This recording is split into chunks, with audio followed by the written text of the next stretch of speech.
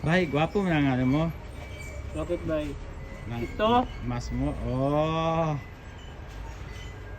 Kinakawawa nila. Nangampanya ka na sa 2028? Hindi ba obvious yan?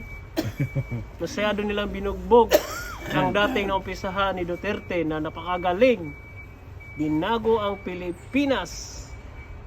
Ngayon, pinabalik uli sa kagaguhan. Oh.